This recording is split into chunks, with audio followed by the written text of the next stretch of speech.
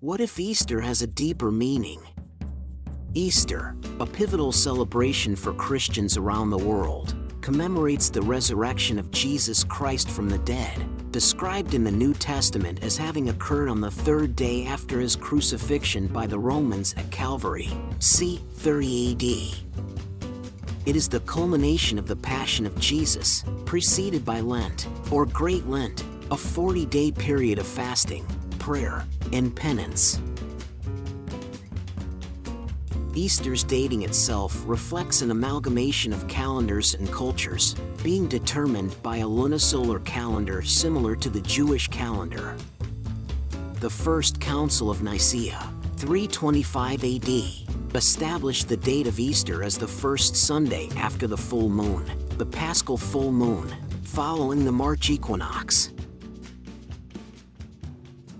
The term Easter has a complex origin.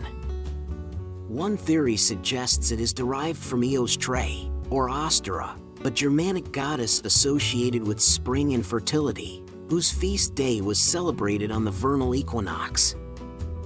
This connection hints at the syncretic blending of Christian and pre-Christian traditions, where ancient festivals celebrating spring and renewal were reinterpreted within the framework of Christian salvation history. The goddess Eostre is a figure associated with spring and renewal, whose existence and attributes are subjects of both historical debate and modern pagan reverence. The primary source mentioning her comes from the 8th century Christian monk and historian Bede in his work, The Reckoning of Time. According to Bede, Eostre was a deity celebrated by the Anglo-Saxons in a month called Ostermna, Old English for month of Eostre, which corresponded to April.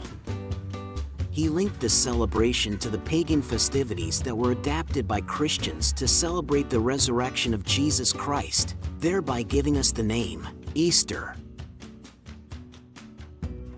Bede's account is singular in early historical sources, leading some scholars to speculate about the veracity of Eostre's worship and her widespread significance in pre-Christian Germanic paganism. Despite this, the etymology of Eostre suggests a deity connected with dawn and light, resonating with Indo-European traditions of dawn goddesses. The Proto-Germanic root, Austrin, meaning dawn, is a cognate to the Sanskrit Eos, the Greek Eos, and the Roman Aurora, all deities symbolizing dawn. This linguistic connection hints at a possibly ancient origin of Eostre as a personification of the dawn and, by extension, the renewal and rebirth that comes with spring. Inanna is a primary Mesopotamian goddess closely associated with love and war. This powerful Mesopotamian goddess is the first known deity for which we have written evidence in connection to Easter. The connection between Inanna, an ancient Sumerian goddess, and Easter is a topic of interest in the study of comparative mythology and the evolution of religious practices.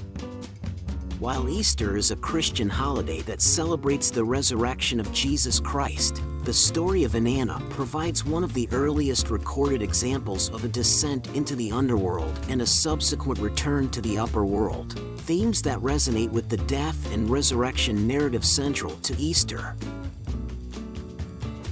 Inanna, also known as Ishtar in Akkadian mythology, was the goddess of love, beauty, sex, desire, fertility, war, justice, and political power.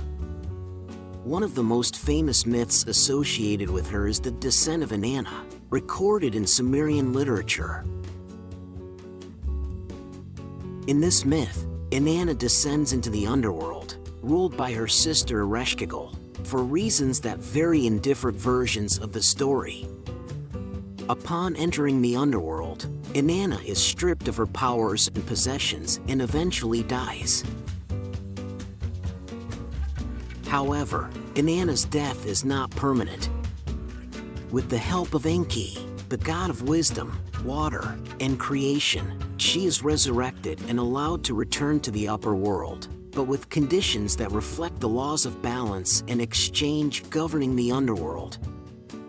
Her resurrection is achieved through a substitution that allows her to return to the living while someone else takes her place in the underworld. The thematic parallels between the myth of Inanna and the story of Eostre include motifs of death, descent, absence, and return or resurrection. Both narratives convey profound transformations and the triumph of life over death. Cultural and temporal context. Inanna's myth originates from the ancient Sumerian civilization, dating back to the early Bronze Age, around 3000 BCE, while the origins of Eostre are rooted in Jewish and early Christian traditions of the 1st century CE. Religious and theological significance. Inanna's story is part of a polytheistic religion with a different understanding of the divine, the afterlife, and human morality, compared to the monotheistic and salvific orientation of Christianity.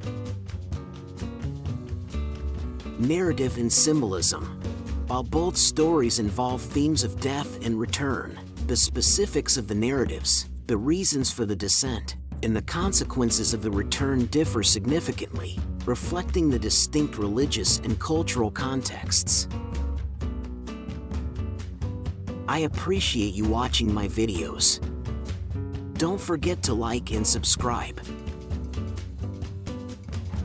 Thank you for watching The What If.